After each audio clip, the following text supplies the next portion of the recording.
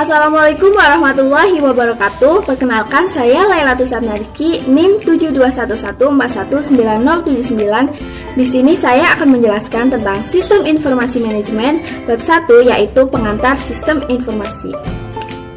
Sejarah sistem informasi dimulai dengan evolusi peranti keras komputer.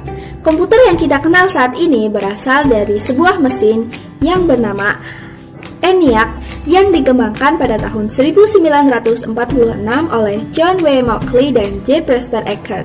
Keduanya adalah insinyur di University of Pennsylvania. Selanjutnya dibuatlah komputer otomatis universal yang pertama kali dipasarkan secara luas yang disebut dengan UNIVAC 1. Nah, komputer ini pertama kali dipasang di sebuah organisasi pemerintah yang bernama Biro Sensus Amerika Serikat. Kemudian, 3 tahun berikutnya jenis mesin yang sama dipasang di sebuah organisasi bisnis bernama General Electric. Pada komputer-komputer terdahulu terdapat istilah mainframe atau hanya memfokuskan pada satu tugas yang diminta pengguna. Pada tahun pertengahan 1960-an, diperkenalkanlah komputer IBM System yang bersifat multitasking atau dapat melakukan sekaligus beberapa perintah dari beberapa pengguna. Yang kedua adalah komputer berukuran lebih kecil. Pada awal-awal tahun komputasi, kebanyakan para departemen komputasi melakukan monopoli komputer. Jadi, para pengguna tidak diperkenankan untuk mengakses komputer. Mereka harus menggunakan jasa spesialis informasi, diantaranya analisis sistem, programmer, administrator database, spesialis jaringan, dan webmaster. Selanjutnya, para pengguna ini meminta akses ke data berbasis komputer tanpa melalui spesialis informasi. Dibuatlah komputer mini atau komputer mikro yang pertama kali diprakarsai oleh perusahaan Apple dan Tandy Corporation. Perusahaan IBM meluncurkan personal komputer atau PC.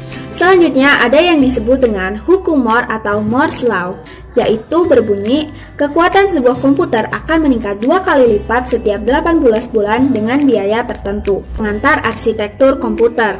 Inti dari komputer adalah sebuah prosesor. Prosesor itu dikendalikan oleh sebuah sistem informasi, misalnya Windows XP. Kemudian ada yang namanya Central Processing Unit atau CPU, yaitu sebuah komponen yang mengendalikan seluruh komponen lain. Lalu ada yang dinamakan Random Access Memory atau RAM, yaitu tempat kerja sementara dari CPU. CPU dan RAM ini tersimpan dalam motherboard atau sebuah papan sirkuit di dalam sebuah komputer. CD-ROM, USB flash drive, dan hard disk adalah sebuah alat penyimpanan. Selanjutnya yaitu pengantar arsitektur komunikasi. Komunikasi data membutuhkan sebuah modem. Modem adalah alat peranti keras atau hardware yang memodulasi sinyal digital dari komputer mati atau hidup seperti saklar lampu ke sinyal analog, misalnya suara. Kini komputer berkomunikasi melalui kabel, model digital, yaitu beberapa tersambung ke kabel yang membawa sinyal televisi ke dalam rumah, sedangkan yang lain tersambung ke sambungan telepon. Untuk mengatasi masalah keamanan ini, terdapat solusi, yaitu yang pertama, membeli perangkat lunak firewall. Yang kedua, menentukan fitur keamanan saat instalasi. Nah, berikut adalah gambaran dari arsitektur komunikasi. Evolusi di bidang aplikasi komputer. Perlu kita ketahui sebelumnya bahwa sistem informasi adalah suatu sistem virtual yang memungkinkan manajemen untuk mengendalikan operasi sistem fisik perusahaan.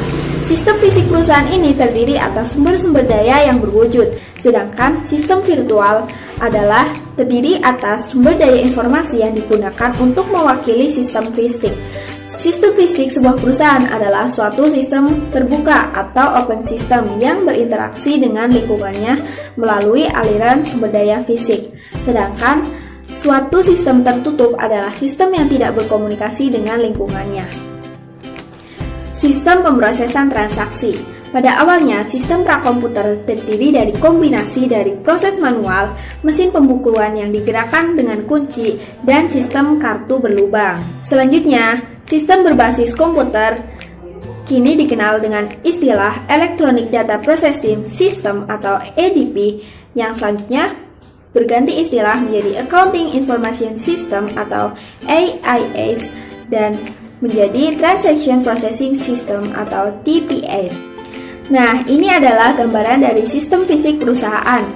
Kemudian kita masuk ke materi sistem informasi manajemen atau Management Information System. Nah, sistem informasi manajemen ini diartikan sebagai suatu sistem berbasis komputer yang membuat informasi tersedia bagi para pengguna yang memiliki kebutuhan serupa. SIM ini akan menghasilkan informasi yang berguna melalui penggunaan dua jenis perangkat lunak, yaitu yang pertama, peranti lunak pembuat laporan atau report writing software.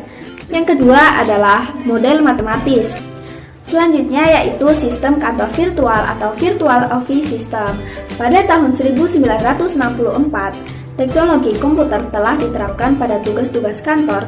Ini adalah awal dari otomatisasi kantor atau office automation. Nah, sistem-sistem ini awalnya sederhana dan bersifat administratif.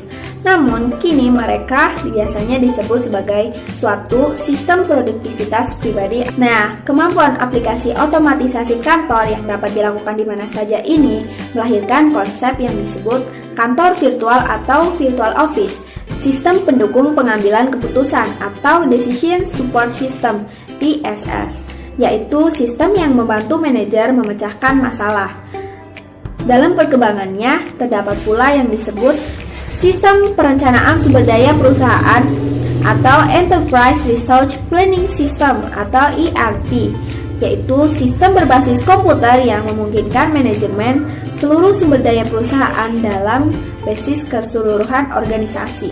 Nah, ini adalah gambaran dari model DSS. Pembahasan selanjutnya yaitu pengguna sistem informasi. Pada umumnya, pengguna sistem informasi adalah karyawan administrasi di bidang akuntansi yang secara langsung menggunakan peranti sistem informasi. Namun, para manajer juga merupakan pengguna sistem informasi dalam pengambilan keputusan. Manajer sebagai pengguna sistem informasi. Sebelumnya, terdapat tingkat-tingkat manajemen, yaitu tingkat perencanaan strategis, tingkat kendali manajemen, dan tingkat kendali operasional. Nah, berikut adalah porsi dari tingkat-tingkat manajemen. Nah, berikut adalah diagram manajer yang dapat ditemukan di semua tingkat dalam semua area bisnis perusahaan. Area bisnis. Pada umumnya, area bisnis terdapat 3, yaitu pemasaran, produksi, dan keuangan. Nah, berikut adalah gambaran dari tingkat manajemen yang dapat mempengaruhi penekanan relatif pada fungsi-fungsi manajemen. Kemudian, apa yang dilakukan manajer? Manajer yang pertama yaitu melakukan fungsi-fungsi manajemen, diantaranya planning, organizing, actuating, dan controlling. Selanjutnya, manajer juga mempunyai peranan manajerial dalam aktivitas interpersonal, informasional, dan keputusan. Peranan informasi dalam pemecahan masalah manajemen. Yang pertama, interpersonal meliputi tokoh, pemimpin, dan penghubung. Yang kedua, yaitu informasional, yaitu pemantau, penyebar luas informasi, dan juru bicara.